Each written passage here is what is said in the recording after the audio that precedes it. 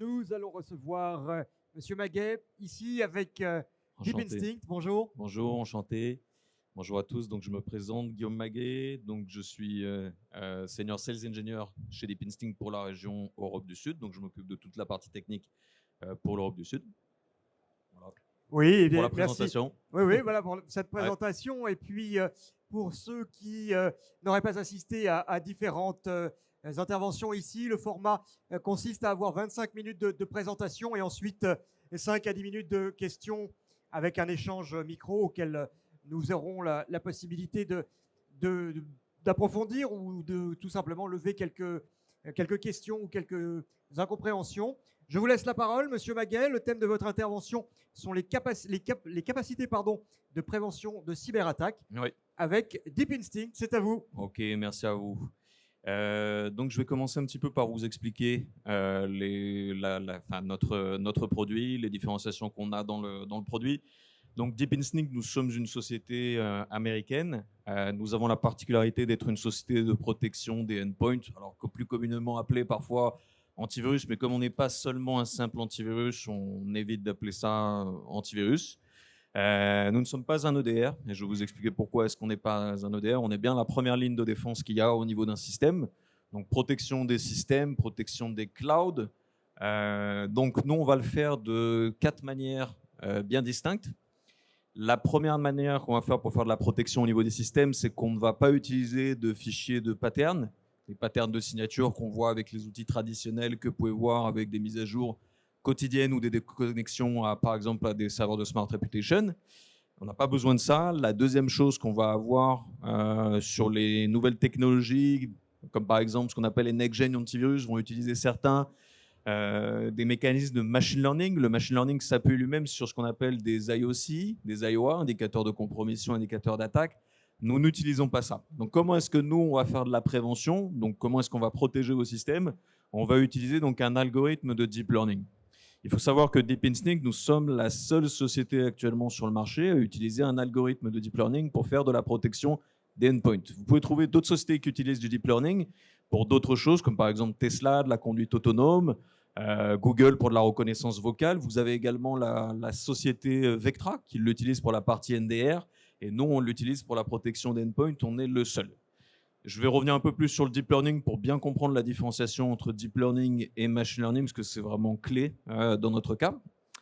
Rapidement, techniquement, qu'est-ce que ça va amener comme différenciation? C'est que par exemple, la deuxième différence que vous pourriez avoir entre une solution basée sur du machine learning pour de la protection et du deep learning, c'est qu'une solution basée sur du machine learning a besoin d'un comportement, a besoin que quelque chose s'exécute au niveau de la machine, qu'un exécutable se lance pour pouvoir détecter un comportement, détecter des indicateurs de compromission, faire une comparaison et décider de bloquer. Ces solutions-là fonctionnent avec des systèmes de scoring. Donc, si vous-même vous êtes utilisateur d'une solution EDR ou autre, vous avez soit des scorings en pourcentage, soit avec de la sévérité. Nous, de notre côté, on n'utilise pas de système de scoring. Le deep learning, en fait, ne va pas faire de comparaison, ne va pas comparaître des indicateurs de compromission avec des bases. On va regarder toutes les raw data, toutes les données brutes qui arrivent lorsque vous souhaitez exécuter un script ou faire amener un fichier dans un disque dur. Donc, en amont, avant écriture sur le disque, on va être dans la couche haute du système. Sur Windows, on est dans la partie mini filter driver, et c'est à ce moment-là qu'on va regarder toutes les données brutes, qu'on va les analyser extrêmement rapidement et qu'on va dire effectivement si c'est quelque chose de bienveillant ou de malveillant. C'est-à-dire qu'il n'y a pas de pourcentage pour nous. Ce n'est pas 60%, 70%. C'est oui ou non. C'est oui ou non on bloque. Et c'est aussi pour ça qu'on n'a quasiment pas de faux positifs. Et la partie faux positif, chez nous, c'est quelque chose qu'on garantit. Donc, on a un groupement d'assurance qui est derrière notre société, qui est Municre. Et Municre vous garantit d'avoir un taux de faux positif qui est en dessous de 0,1%. Et ça, on est la seule solution à proposer ça. C'est le deep learning qui le permet, parce que c'est extrêmement fin dans la manière de faire de la détection. Donc, ce qui est très important de comprendre, c'est que si demain, vous avez par exemple une attaque qui va utiliser comme vecteur d'attaque un PDF, ce qui est très courant dans les sociétés, si vous n'avez pas dans votre boîte mail une sandbox et des gens pour analyser ensuite ce qui a détonné pour vérifier qu'on n'ait pas affaire à quelque chose de malveillant, vous pouvez avoir une attaque qui peut arriver comme vecteur PDF, macro ou autre. Ça, c'est des bons vecteurs d'attaque. Donc, si vous avez un EDR, ce qui va se passer, c'est que peut-être votre EDR, au bout de 5-10 minutes, va vous alerter, les gens de votre SOC vont vous dire il y a un problème, ou votre MDR va vous dire, messieurs, il faut peut-être aller analyser. Mais là, vous n'êtes plus en prévention, vous êtes en réaction. Okay, vous allez passer en investigation, vous êtes plus dans la visibilité. Nous, ce qu'on va vous proposer, c'est de faire de la prévention native. Donc, on fait de la prévention native sur tout type de fichiers, pas seulement sur de l'exécutable, mais bien sûr des offices, des images, des macros, des PDF, RTF. On a une liste qui est longue comme le bras. Et encore une fois, c'est de la prévention zero day. On est les seuls à faire de la prévention zero day sur tout type de fichiers. La prévention zero day, normalement, ne s'effectue que sur de l'exécutable. Donc nous, on va bloquer même si vous êtes sur un vecteur d'attaque PDF. L'autre différenciation majeure, importante, c'est qu'on va bloquer les menaces en pré-exécution. Comme je vous l'ai indiqué, ce petit agent de Deep Instinct, sur un Windows par exemple, on va l'installer, on va le poser dans la couche Minifilter Driver. À chaque fois que vous avez un script qui veut s'exécuter ou un fichier qui veut aller dans le disque dur, il va passer au travers d'un filtre de Deep Instinct et en 20 millisecondes, on va être en capacité de décider si effectivement ce fichier ou ce script peut s'écrire ou peut s'exécuter. Là où les autres solutions, en fait, ce qui va se passer, c'est que dans un premier temps, vous allez avoir une écriture et ensuite, vous allez avoir un scan de comparaison. Donc, certaines solutions ont des algorithmes de machine learning qui sont très efficaces, qui vont vous permettre de faire une comparaison en 200 ou 300 millisecondes. Mais le problème, c'est que maintenant, les meilleurs ransomware du marché peuvent commencer à encrypter déjà des machines à partir de 200 millisecondes. Donc, c'est déjà obsolète. Et tout ce qui est avec machine learning, malheureusement, devient très vite dépassé. C'est pour ça que nous, on a une approche deep learning. Et en 20 millisecondes, après avoir analysé toutes les données brutes qu'on voit donc, dans un fichier ou dans un script qui veut s'exécuter, on va pouvoir décider et le taguer en bienveillant ou malveillant. Ça, c'est la vraie différenciation de notre solution. Les autres solutions, on va prendre un exemple. Vous prenez un zip, vous mettez 100 fichiers, je vous montrerai dans la démo juste après. Vous faites une extraction. Ce qui va se passer, c'est qu'elles vont faire une comparaison. Elles comparent toujours. Quand on fait de la prévention, toutes les solutions du marché, elles comparent. Elles comparent une signature avec une base de signature, un comportement avec une base de comportement. Et quand elles comparent, elles tapent dans le CPU. Vos utilisateurs, ils n'aiment pas ça. Ça utilise du CPU, ça utilise de la mémoire. On n'a pas cette notion de comparaison chez Deep Instinct. Comme je vous l'ai indiqué, on va regarder les données brutes de ce qu'on voit dans un fichier, le 0,1, etc. Et par de l'algorithme mathématique, chez nous, on va être en capacité de le faire sans utilisation du CPU. Donc on est posé au niveau de la mémoire vive quand même. On a une utilisation de 180 MB de la mémoire, mais on ne va pas augmenter l'utilisation de la mémoire pour pouvoir travailler. Donc l'impact performance chez nous est très léger. C'est pour ça qu'on est très présent dans le secteur bancaire. Secteur bancaire qui est très friand de solutions. Et on a beaucoup de secteurs bancaires qui prennent de l'EPP et en plus du Deep Instinct se rendant compte que l'impact est quasiment inexistant. Et après, ce dont on avait parlé hier, c'est qu'on peut faire effectivement le grand écart entre des solutions, entre des clients qui vont être dans le secteur bancaire et les clients de l'industrie ou du SMB qui vont vous dire « Ouais, mais moi, un EDR, je suis pas encore très… on n'est pas assez mûr pour un EDR, on n'a pas de SOC, on n'a pas le budget, on ne sait même pas comment le manager. Donc, OK, on détecte quelque chose. Donc, moi, je veux rester dans la prévention, je veux bloquer, c'est ça qui m'importe. » Ils vont plus se rapprocher de nous. Voilà. Mais on se complète également parfaitement avec un EDR. Un EDR va vous permettre de répondre à la question du « Pourquoi est-ce que j'ai été attaqué ?» OK, Deep Instinct, vous avez bloqué l'attaque, super, mais pourquoi est-ce que j'ai eu cette attaque? D'où est-ce qu'elle vient? Est-ce que c'est un patch qui est manquant ou autre? Ce n'est pas nous qui allons y répondre. Là, typiquement, nous, on a un partenariat technologique avec Tanium. Et là, c'est Tanium qui va répondre à la question du « Tu t'es fait breacher parce que tu avais tel patch ou telle faille que tu n'es pas corrigée ou un utilisateur qui a cliqué sur un mail. » Voilà. Donc, c'est un petit peu dans les grandes lignes la façon dont Deep Instinct fonctionne. Donc, cet algorithme de deep learning, il faut savoir en fait que nous, on l'a entraîné pendant 4 ans dans nos laboratoires. On l'a entraîné donc avec des malwares faits maison, avec des malwares qu'on a fait muter pour que cet algorithme de deep learning, on soit en capacité de pouvoir détecter des nouveaux virus, des nouveaux variants de ransomware sans avoir à faire un réentraînement. Donc, on va faire simplement une mise à jour tous les 6 à 8 mois de notre côté. C'est largement suffisant. C'est-à-dire que vous prenez Deep Instinct demain, vous l'installez sur un de vos systèmes.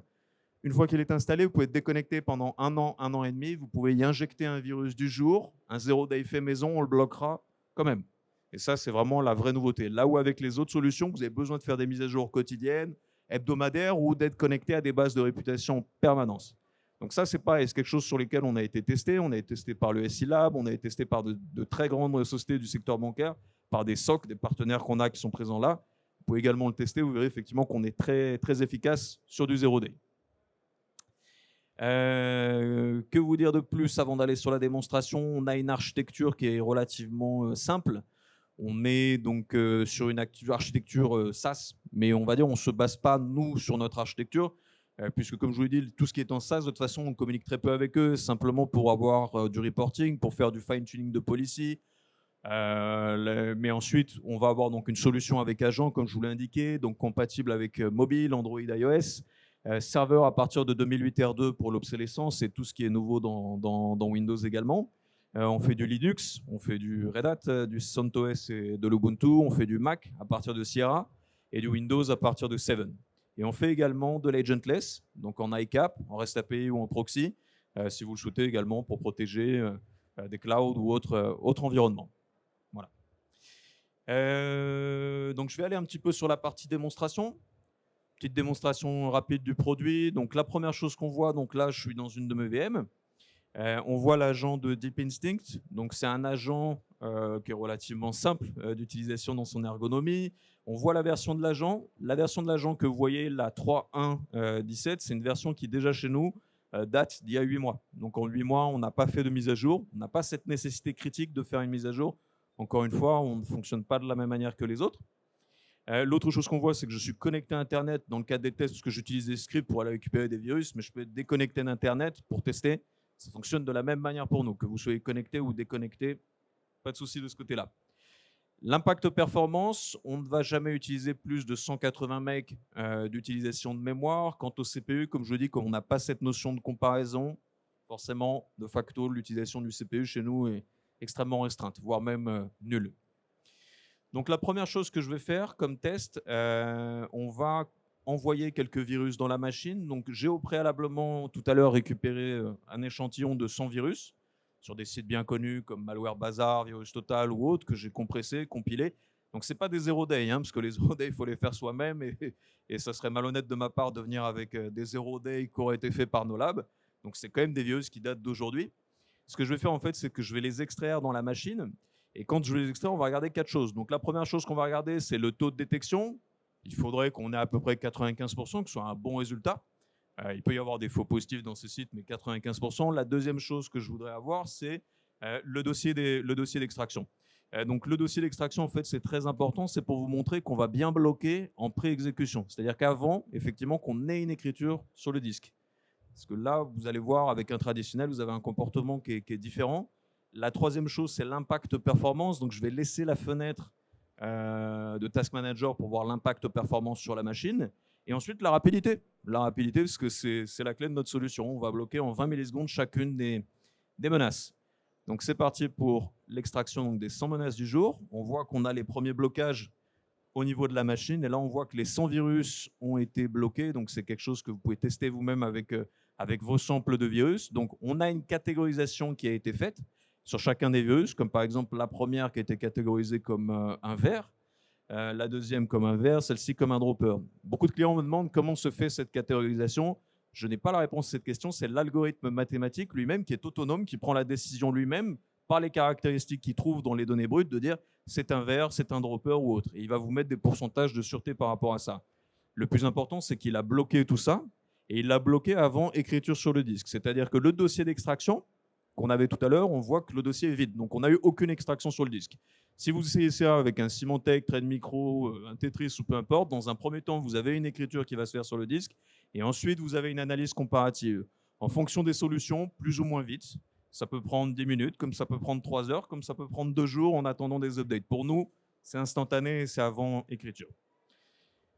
La deuxième chose, parce que là, effectivement, vous pouvez me dire, et certains clients me le disent, Guillaume, donc ça, c'est pour la partie fichier. Qu'est-ce qui se passe si demain, on a un credential dump qui arrive au niveau de la machine, donc en utilisant un Mimikatz, par exemple. Donc là, on va le bloquer, et on va le bloquer avec un autre moteur. Notre solution est pourvue de 2 moteurs. Donc, on a ce qu'on appelle le Deep Static Analysis pour tout ce qui est fichier, attaque fichier, et on a le Behavior Analysis basé sur du Deep Learning, donc pour tout ce qui est attaque, qui ne vont pas utiliser des fichiers, des scripts, un comportement malveillant, un utilisateur qui utilise un PowerShell, qui tente une attaque brute force sur un AD, on va le détecter, on va le bloquer également. Entraîné et basé sur du deep learning pour bien tout couvrir tous les aspects de la sécurité. L'autre chose qui est très important avec Deep Instinct que je vous indiquais tout à l'heure, c'est que les vecteurs d'attaque, la plupart du temps, avant Deep Instinct, moi j'ai travaillé chez IBM Security, et chez IBM par exemple, on pouvait voir des vecteurs d'attaque qui venaient souvent avec des PDF, avec des documents weaponisés. Les documents weaponisés, c'est un peu le point faible de toutes les solutions de prévention. Pourquoi ? Tout simplement parce qu'il n'y a pas de comportement dedans. Donc, tous les mécanismes de blocage zero day ne vont pas pouvoir s'enclencher. Donc, pour bloquer des documents weaponisés, on va se baser soit sur de la signature, soit sur de la détonation en sandbox qui vont demander une analyse d'un analyste SOC. Nous, de ce côté-là, on fait de la prévention native sur ces fichiers-là. Ça, c'est vraiment quelque chose de très important de ce côté-là. Donc, typiquement, si je demande un téléchargement de fichiers PDF, donc là, c'est un script en Python qui me permet d'aller récupérer sur VirusTotal et d'autres sites les PDF du jour, vous voyez qu'on a une prévention native de ces fichiers. Si maintenant, demain, vous utilisez donc, par exemple un PDF weaponisé avec une autre solution, encore une fois, Trend, Symantec, CrowdStrike, peu importe, vous l'envoyez au niveau des systèmes, vous n'allez pas avoir de blocage natif. Si la solution a un EDR, l'EDR va vous dire il y a quelque chose de suspicieux, il y a une propagation qui se fait. Mais la prévention native, là, pour le coup, ne se fera qu'avec la signature, avec la base de signature. Mais si cette base de signature, c'est un hash de signature qui vient d'être muté, vous avez utilisé un mutateur, vous avez fait muter le hash, vous allez pénétrer les systèmes très facilement. L'EDR simplement vous permettra d'alerter. Nous, on fera un blocage natif dessus. Encore une fois, notre solution n'a pas vocation à être une solution d'investigation, mais à être bien la première ligne de défense de votre SI. Voilà. Donc ça, c'était pour la partie PDF. Donc après, ça vient avec tous les autres documents weaponisés qui sont présents, bien entendu, sur le marché. Voilà, donc ça, c'est un peu la partie démonstration du produit. Juste pour revenir un petit peu sur le deep learning. Le deep learning, en fait, donc nous, c'est un algorithme propriétaire chez nous. On a une équipe de mathématiciens d'une vingtaine de personnes. Le mathématicien en chef est français, il s'appelle Guillaume Sicard. Il a développé donc un algorithme qui est propre, pour lequel on est propriétaire. Et cet algorithme, pendant à peu près 4 années, on n'a fait que l'entraîner. Ce qu'il faut effectivement, c'est la phase d'entraînement supervisé. C'est ça qui est critique. C'est ça qui va nous permettre de déterminer, parce qu'un algorithme, une fois qu'il est créé, c'est un petit peu comme un bébé, c'est comme un nourrisson. Il va falloir qu'on lui apprenne sa fonction première qui va être une fonction d'anti-ransomware, antivirale. Chez Tesla, par exemple, ils lui ont appris à faire de la conduite autonome. Nous, on l'a appris à faire de la protection des endpoints. Et c'est cette phase-là qui est critique, qui nous a demandé beaucoup de temps pour pouvoir être prêt et qui nous permet maintenant de le laisser de manière autonome détecter des nouvelles menaces sans qu'on ait besoin d'intervenir pour faire des mises à jour. Quand on va faire une mise à jour, c'est typiquement si demain on va supporter un nouvel OS, on va créer un nouveau, ce qu'on appelle D-Brain chez nous, qu'on va réentraîner pour pouvoir détecter sur le nouvel OS. Mais on n'a pas de mise à jour critique à proprement parler. Voilà, je pense que je suis à peu près dans le timing. Mais très largement, vous avez très largement. Temps. On a une dizaine de minutes pour les questions-réponses. Ça va vous permettre de pouvoir appréhender différentes questions ou en tout cas approfondir quelques points. Est-ce que dans le public déjà, il y a des questions ou des sujets sur lesquels vous souhaiteriez revenir? Oui.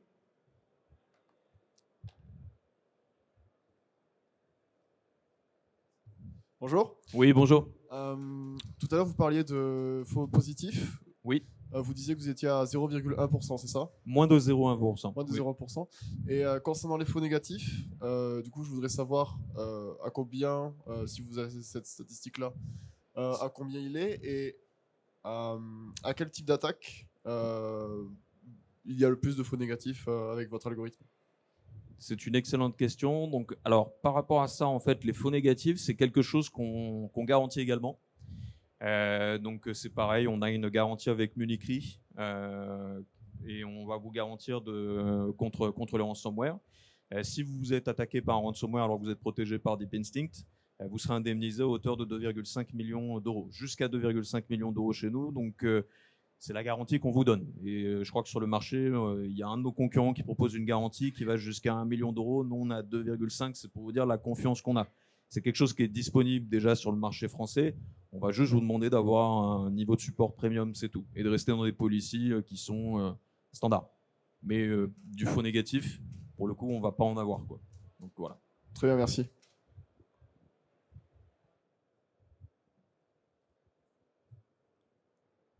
Il y a deux autres questions.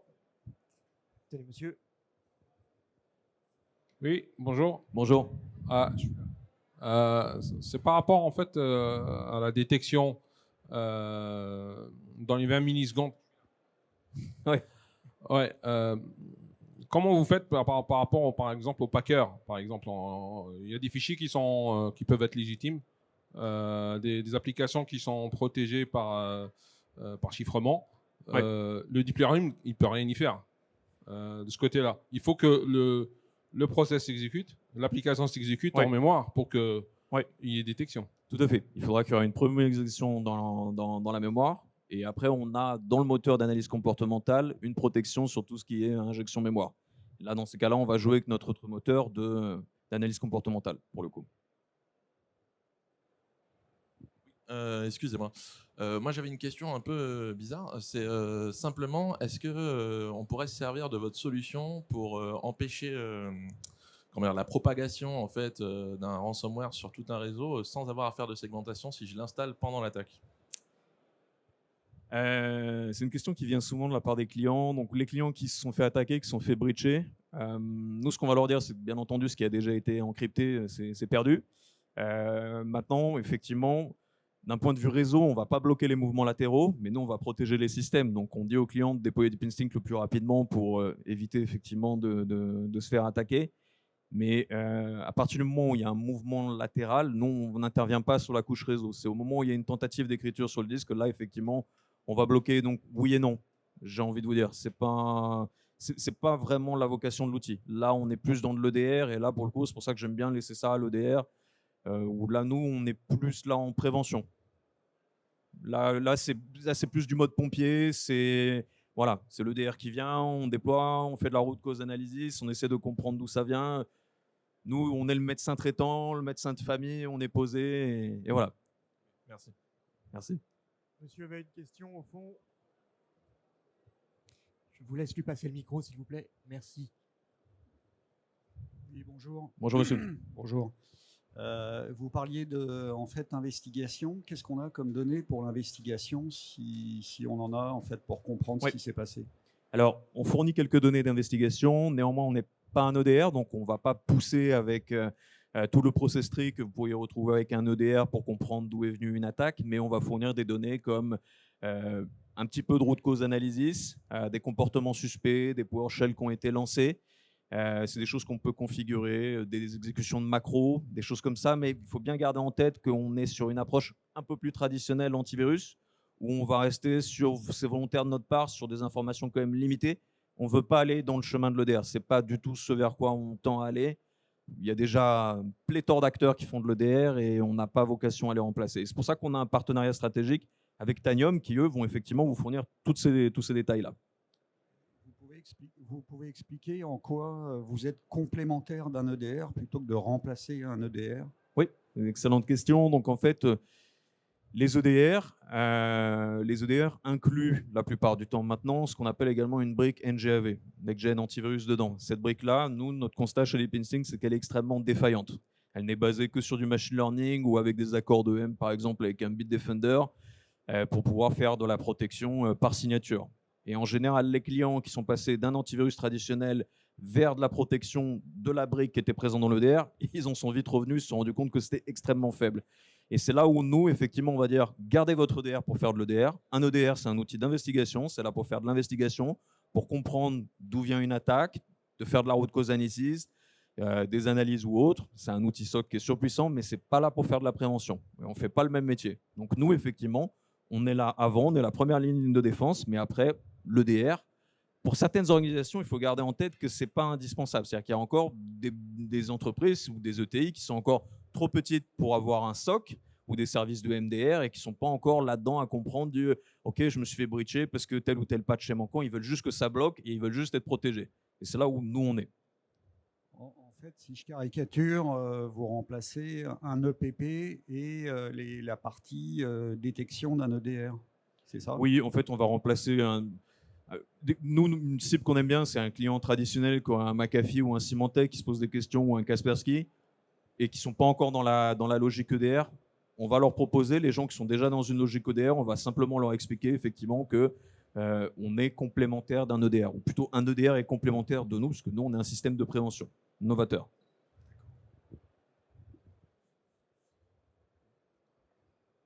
Oui, je vois une question là-bas sur ma gauche. Tenez, monsieur.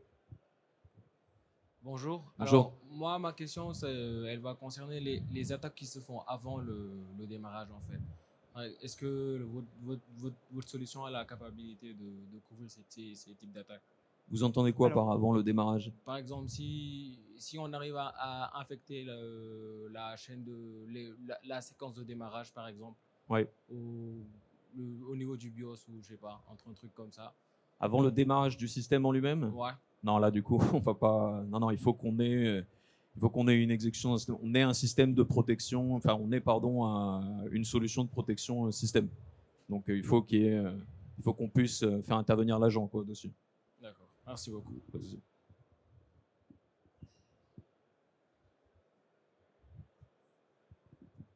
Bonjour, j'aurais une question concernant les fichiers compromis qui ont été identifiés par la solution. Oui. Comment est-ce que ces derniers sont capitalisés? Est-ce qu'ils sont envoyés vers une communauté pour être réutilisés vers un ODR ou une autre solution? C'est une excellente question.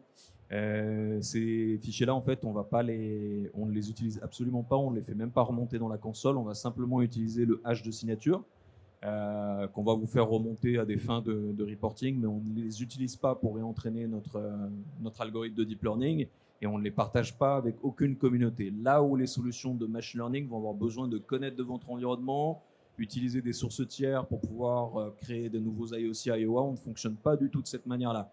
Et on est, même moi, et même nous-mêmes, on est incapable de dire pourquoi le cerveau, enfin l'algorithme de deep learning, a bloqué tel ou tel fichier. C'est lui qui a pris sa décision autonome de pouvoir bloquer. Et après, en poussant l'expertise, c'est nos mathématiciens chez nous qui vont pouvoir dire ça a été bloqué pour telle et telle raison, que je ne pourrais même pas vous expliquer, parce que là, on rentre dans de la mathématique pure et dure. Du coup, il n'y a pas de relation entre votre solution et l'EDR qu'on pourrait déployer dans une entreprise. Non. Ça va être difficile de les intégrer ensemble.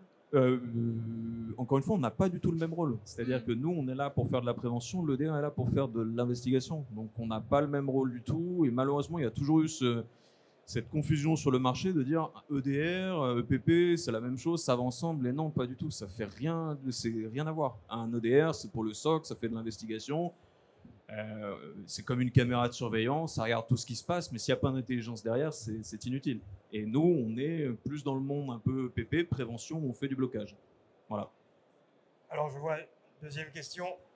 Je vais donner la parole à monsieur derrière et ensuite, vous pourrez poser votre question. Vous avez parlé tout à l'heure des fichiers qui sont signés avec des certificats. Est-ce que, quand ça s'est déjà vu des éditeurs de logiciels ou de systèmes d'exploitation qui ont leurs clés privées qui ont fuité sur Internet, est-ce que vous vous arrêtez à la signature du binaire ou est-ce que vous le vérifiez quand même? Ah non, on vérifie tout. Justement, on ne s'arrête pas qu'à la signature. On prend toutes les données qui sont présentes dans le fichier. Même si le fichier fait 40, 50 mégas, on va regarder toutes les raw data. Hein. Quand je dis les raw data, c'est 01, 01, 01. On regarde l'intégralité du code qui est présent dans le fichier. Justement, on ne s'arrête surtout pas à simplement la signature. Monsieur, vous vouliez intervenir? Je voulais savoir, du coup, on peut le mettre où exactement, votre solution? C'est par rapport à tout ce qui est... est-ce que ça se met sur des routeurs aussi? Est-ce qu'il faut forcément les systèmes, des PC, on les le met, caméras? Ouais, donc on le met sur des systèmes. Donc on va le mettre sur des PC, sur des serveurs, sur des mobiles. Et après, comme je vous l'ai dit, on a une solution agentless qui va fonctionner en ICAP, où on a un REST API pour pouvoir mettre par exemple un scanner de Deep Instinct sur un Ubuntu pour pouvoir scanner des fichiers à la volée si on le souhaite. Quoi. Donc tout ce qui est machine industrielle aussi, on peut... Si on utilise l'agentless, oui, c'est possible pour de l'industriel. Ok, merci. Ouais, pas de souci. Allez, une dernière question avec monsieur derrière. Tenez. Oui, c'est par rapport au moteur en fait de l'agent. Je sais que le deep learning, en fait, Tesla ou autres qui utilisent ces technologies, pour eux, c'est des boîtes noires. En fait. Donc, ils ne savent pas, comme vous l'avez dit, pourquoi tel fichier a été bloqué ou pas. Donc, est-ce que vous serez en capacité, vous, par exemple, en cas d'attaque fileless, de remonter une information autre que bloquée ou autorisée aux Trojans? Voilà. Non, bien sûr. Pour tout ce qui est fileless, là, on est sur du comportemental classique. Et si, par exemple, ça a été bloqué alors que ça ne le devait pas, un script qui est légitime, vous aurez la possibilité de le waitlister pour pouvoir le laisser passer. Et c'est remonté au niveau de la console? Ah oui, tout à fait. On a toutes ces remontées au niveau de la console, bien entendu. Parce que par principe, c'est vrai que le machine learning, c'est des boîtes noires. On ne sait même pas pourquoi ça prend telle ou telle décision, à moins d'aller fouiner dans le réseau neuronal. Donc, Le machine learning, avec normalement, un vous- mathématicien, comme vous avez dit, par Ouais. exemple. Est-ce qu'on va avoir besoin de consulter à chaque fois le support pour savoir pourquoi tel ou tel fichier a été bloqué? Non, puisque vous n'aurez pas de faux négatifs, vous n'aurez pas de faux positifs. Donc, c'est garanti. 0 moins de 0,1%. Donc, nos clients existants peuvent en témoigner. Alors, je suis désolé pour tenir Pas de problème. l'emploi du temps. Je vous laisserai échanger pour poser vos questions Merci à vous. M. Maguet. Merci et bravo pour votre présentation. Pouvez-vous nous rappeler le stand sur lequel on peut vous trouver? E28. E28. Merci, M. Maguet.